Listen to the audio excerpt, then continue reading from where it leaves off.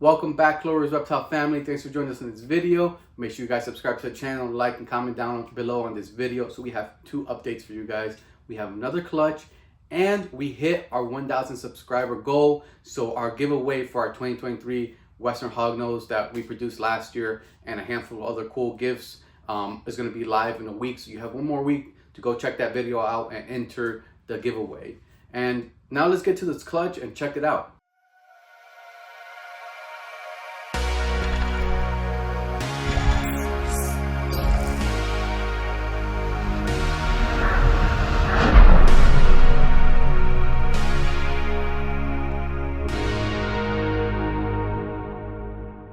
So as I said, you guys can see already in her how beautiful this albino female is and all the nice eggs are there. Let's uncover her and see.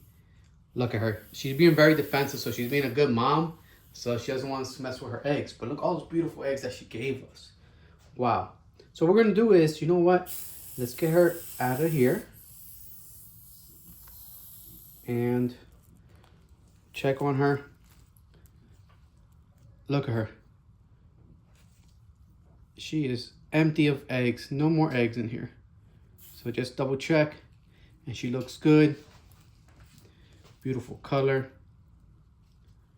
So we're going to set the eggs here to the side.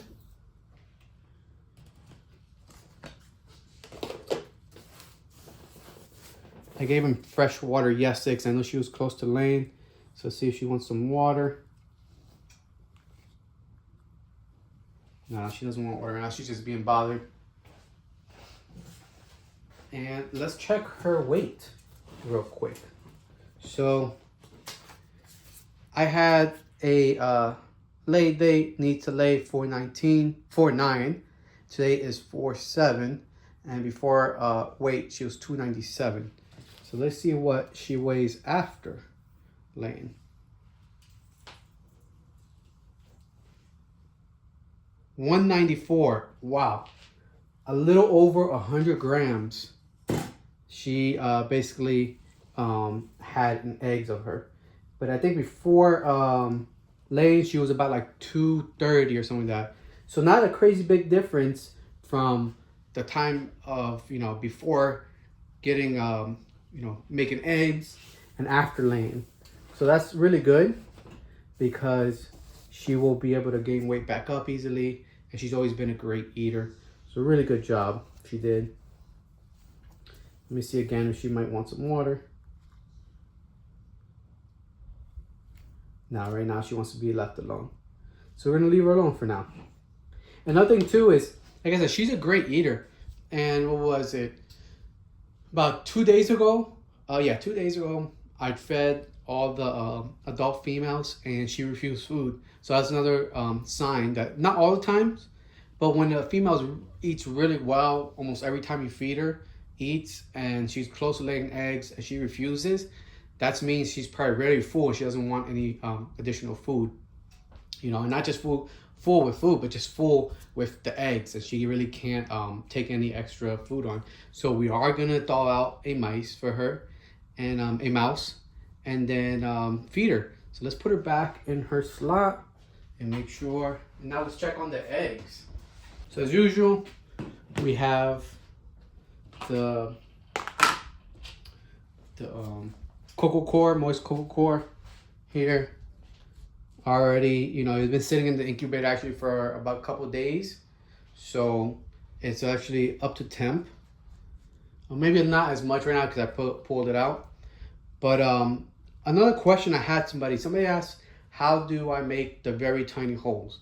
And this is what I use. I use a paper thumbtack.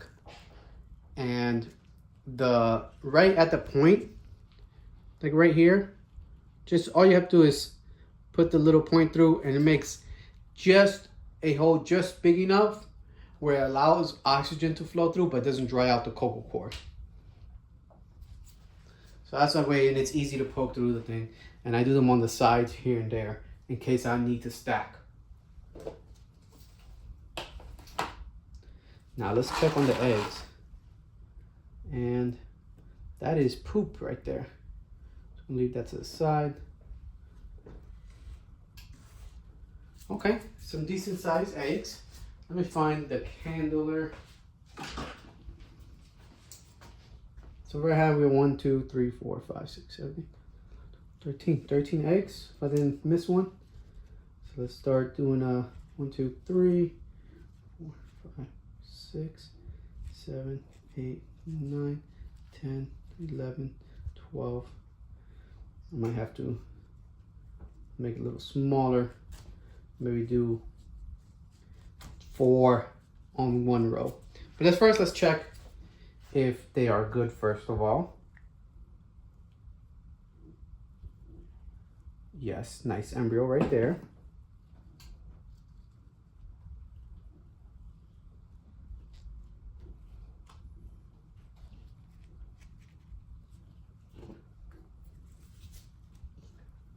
See this little one.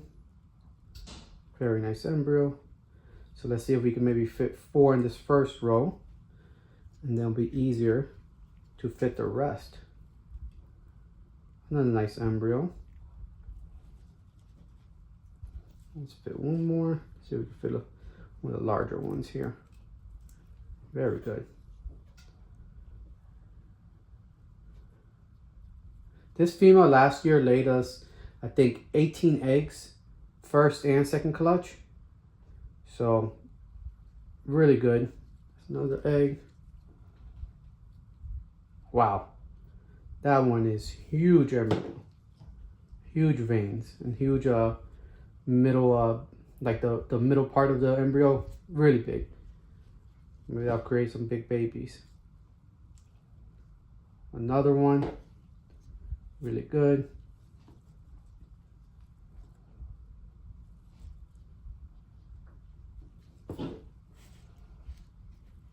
There's a little one, probably one of the last ones she laid. Still good embryo. Very interesting how, that's another thing about hognose as well, is that they lay, the eggs are very different sizes sometimes. Like you guys can see, like some of these are uniform, but this was pretty big. And then this was very small. And then last year we had a female that laid one egg that was like the size of a marble, and the baby made it through, was hatched out and everything. We still have him, and I might take him now to the Dallas show with me to see if anybody's interested in him, but he is very small still.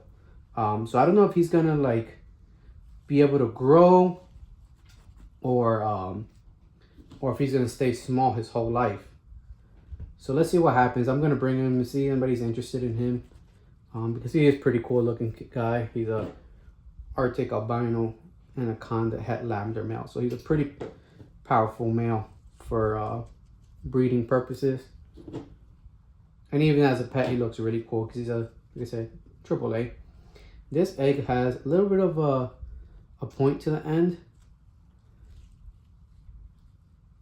All right, is that it? Let's see.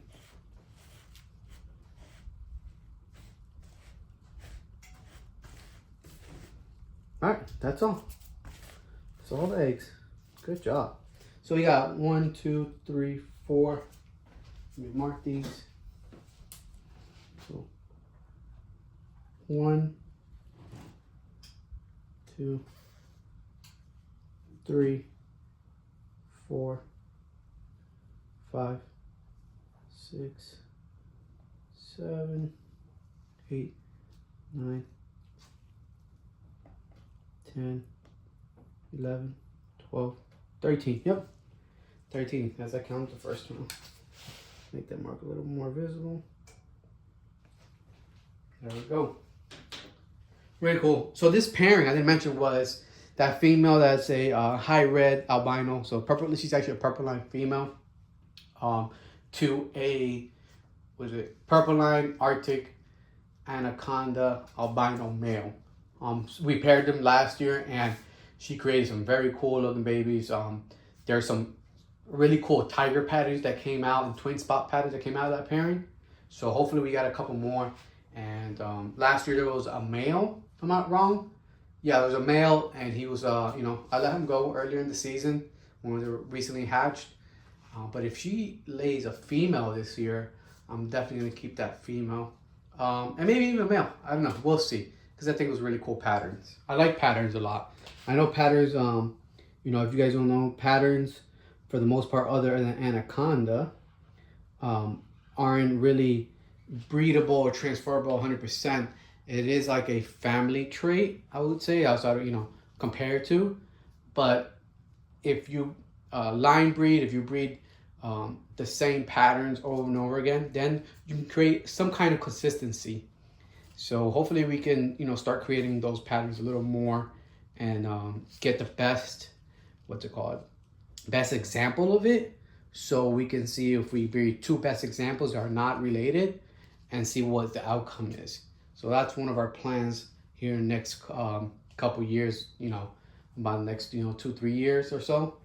So let me grab a little cocoa cord to put on top.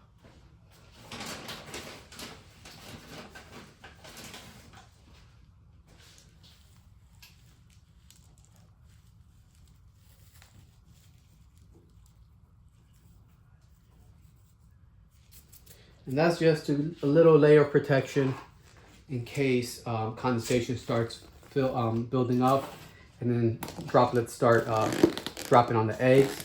They don't fall directly on the egg and they just fall on top.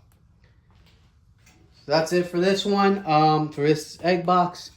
And we'll say we're gonna feed the female and show you guys here in a few minutes. I want to take this moment to mention and thank our sponsors and partnerships. Sea Serpents is our official sponsor, known for their exceptional customer service and top quality. They offer a wide range of PVC racks and incubators designed to meet the needs of every reptile enthusiast. Their products are built with durability and efficiency in mind, ensuring your reptiles have a safe and comfortable environment. Whether you're a hobbyist or a professional breeder, Sea Serpents has the perfect solution for your growing collection. Want to take your reptile husbandry and record keeping to the next level? Use our exclusive code CLOVER60 for a free 60-day trial of Husbandry Pro, an all-in-one reptile tracking software that will streamline your reptile care routine. When it comes to shipping or receiving our reptiles, Ship Your Reptiles is our top choice. Trust them to handle your reptiles with care. Use code CLOVERS15 to save on your next shipment. Feeding your reptiles a varied diet is essential, and Reptilinks offers raw, whole-prey reptile food trusted by the best zoos and keepers in the industry. Use code CLOVER to save $5 on your next order. Thank you for your support. So here's the female that just laid for us, and we're gonna offer a mouse and see if she wants to eat. Like I mentioned a couple days ago, I offered the rest of the female's food and they didn't eat it, and she's definitely gonna eat. As you guys can see, she has, the mouse has, what's it called? Calcium and vitamins on it.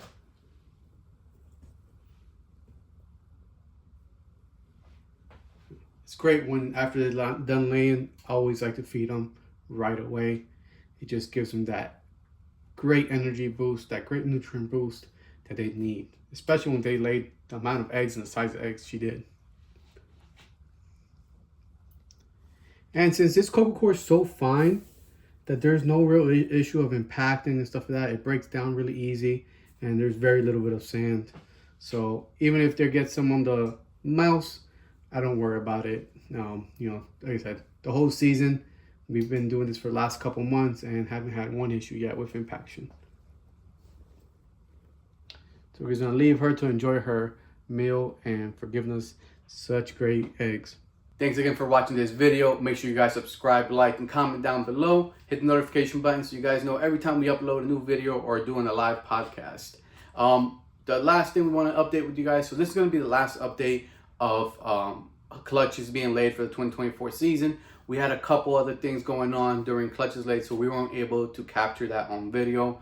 But we do have about another 3-4 clutches that should be being laid and be on the way. So make sure you guys stay tuned for the babies that when they're being hatched. We'll see you guys on the next one.